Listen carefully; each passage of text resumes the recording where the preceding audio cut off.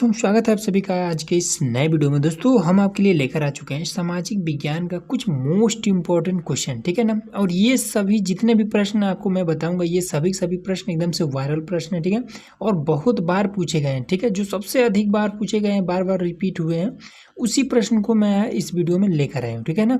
इसको ध्यान से समझ लीजिएगा, सभी के सभी प्रश्न इंपॉर्टेंट है। जैसे यहाँ पर हमारा ये सबसे पहले बहुविकल्पीय देखेंगे, उसके बाद से 4 नंबर वाले प्रश्न को देखने वाले हैं, ठीक है। तो देखिए, तो क्वेश्चन नंबर 1 है, इसमें कहते हैं कि वियना कांग्रेस की मेजबानी किसने की, ठीक है। तो ऑप्शन है कि नीदरलैंड के राजा, मैथ्सनी और मेटरनिक, उसके बाद से विस्मार्क। तो इसमें ये ग नंबर सही है, ठीक है, मेटरनिक ने किया।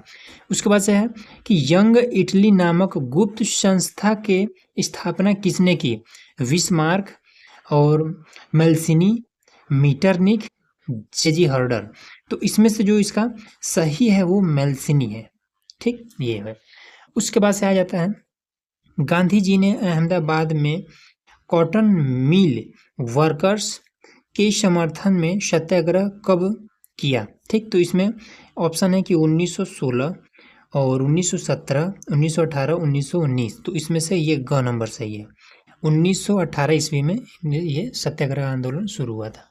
अब देखिए अगला है हमारा कि बेल्जियम के संविधान में 1917 और 1993 के मध्य कितने संविधान संशोधन हुए, ठीक है। तो इसमें है कि 4, 2, 3 और 5। तो ये घ नंबर सही है इसका, 5। अगला है इसमें कि राज्य सूची में कौन सा विषय शामिल नहीं है। तो नंबर क है आपका पुलिस, नंबर ख है व्यापार, नंबर ग है कृषि, नंबर ग है बैंक। तो ये आपका बैंक, ये वाला सही है, ठीक। अगला है आपका कि भारत में पंचायती राज की स्थापना हुई 1980, 1990, 1992 और 2004। तो इसमें आपका ये ग नंबर सही है, 1992। तो अगला है आपका कि श्रीलंका में बहुसंख्यक धर्म क्या है, बौद्ध धर्म, जैन, हिंदू धर्म या फिर ईसाई। तो इसमें आपका ये बौद्ध धर्म सही है, ठीक। अगला है देखिए, तो चलिए यहाँ पर हमारा 8वां है, इसमें कह रहा है कि राष्ट्रीय ग्रामीण रोजगार गारंटी अधिनियम कब बना।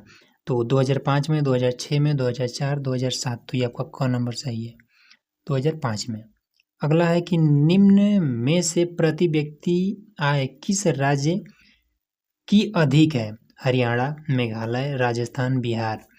तो ये वाला हरियाणा।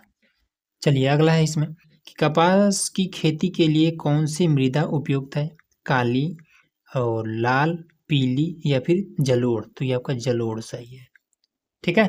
अगला है आपका 11 नंबर में कि सलाल बांध किस नदी पर बना है, महानदी, चिनाब और सतलुज या फिर कृष्णा। तो ये आपका ख नंबर सही है, चिनाब पर।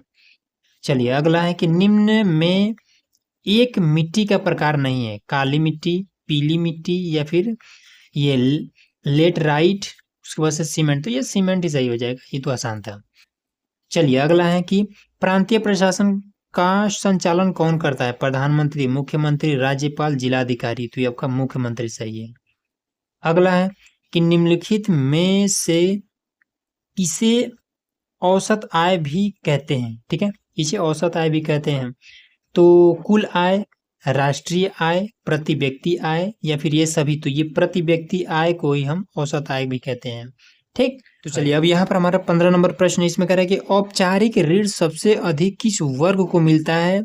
तो अ नंबर है कि समृद्ध परिवार, गरीब परिवार, अमीर परिवार या फिर इनमें से कोई नहीं। तो ये आपका ग नंबर सही हो जाएगा, ठीक है।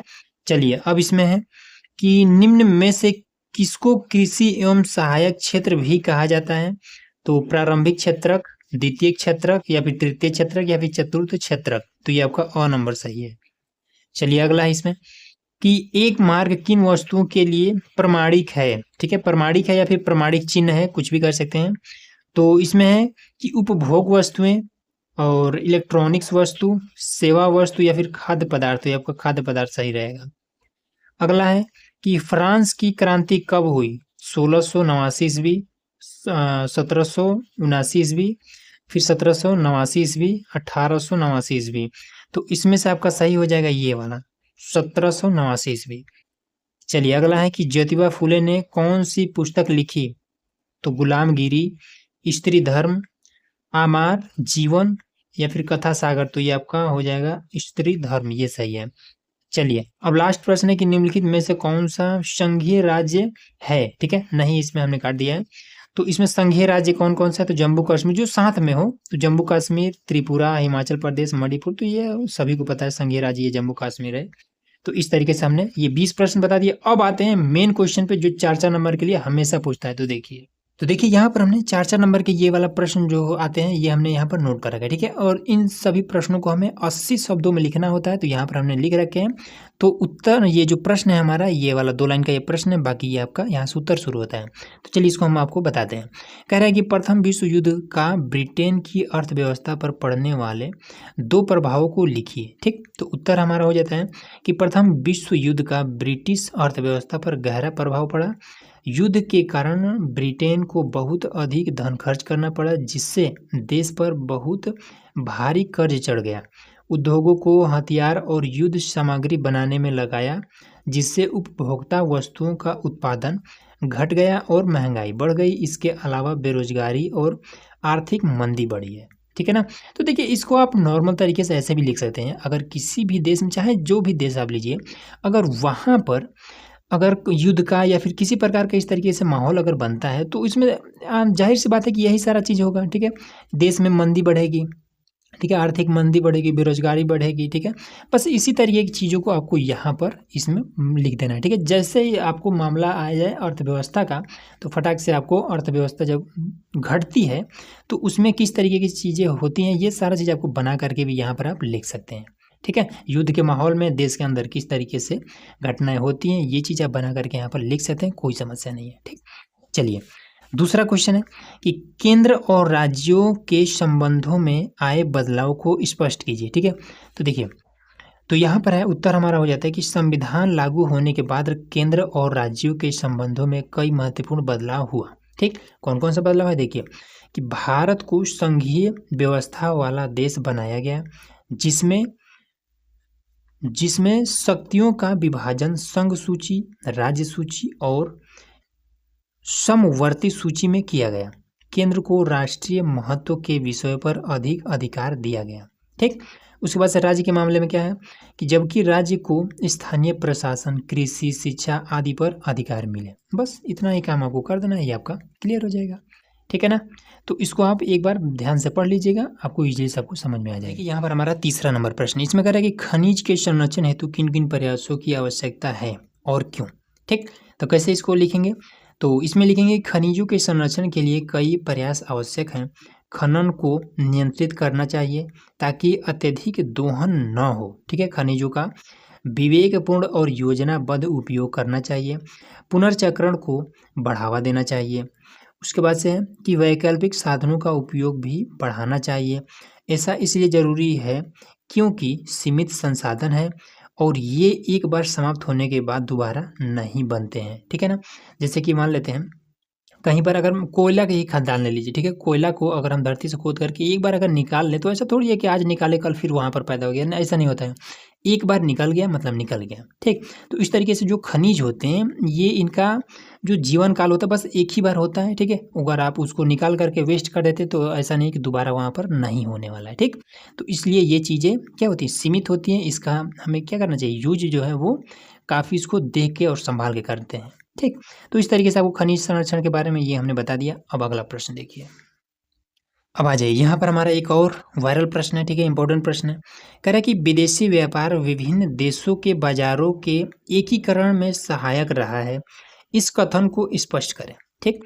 तो चलिए देखिए, तो विदेशों से व्यापार करने से क्या क्या लाभ होता है, इस बात को यहाँ पर हमें लिखना है। तो देखिए क्या होता है कि विदेशी व्यापार ने विभिन्न देशों के बाजारों के एकीकरण में महत्वपूर्ण भूमिका निभाई है, ठीक। इतना तो आप लोग लिख लेंगे।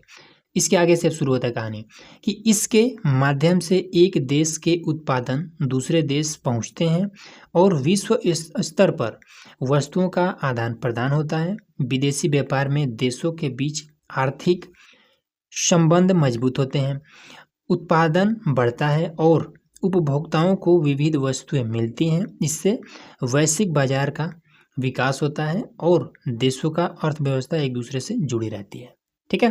जैसे मान लेते हैं कि इसमें अब इस चीज़ को आप बना करके कैसे लिखेंगे, तो इसमें यही बात हो इसमें बताया गया है कि जैसे कोई भी चीज़ विदेश में अगर कोई चीज़ उत्पन्न हुई, ठीक, अब उस चीज़ को ला करके हम अपने देश में बेच लेते हैं। अपने देश में कोई चीज़ उत्पन्न हुई तो हम ले जाकर के विदेश में बेच लेते हैं, तो इससे क्या होता है, दोनों को फ़ायदा होता है। यहाँ जब विदेशी अपने यहाँ आते हैं तो उनको अच्छा खासा मुनाफा मिल जाता है, जब हम लोग विदेशों में ले जाकर सामान बेचते हैं तो वहाँ पर हम लोग को मुनाफा मिल जाता है। तो इस तरीके से हमारा क्या होता है, हमारा बिजनेस चलता रहता है, ठीक। तो यही चीज़ इसमें आपको बना करके लिखना है, बस इसमें और कुछ भी नहीं है, ठीक है। तो एकीकरण इसमें क्या सहायता मिलती है, ये चीज़ें कैसे हैं आपको इजीली समझ में आ गया होगा, ठीक है ना। तो चलिए अब पाँचवा है। तो पाँचवा प्रश्न ये भी इंपॉर्टेंट है, कह रहा है कि दिन प्रतिदिन कृषि भूमि कम हो रही है, क्या आप इसके परिणामों की कल्पना कर सकते हैं? आज की दृष्टि से इसका कृषि पर क्या प्रभाव पड़ेगा? ठीक है, तो देखिए इसको कैसे करेंगे।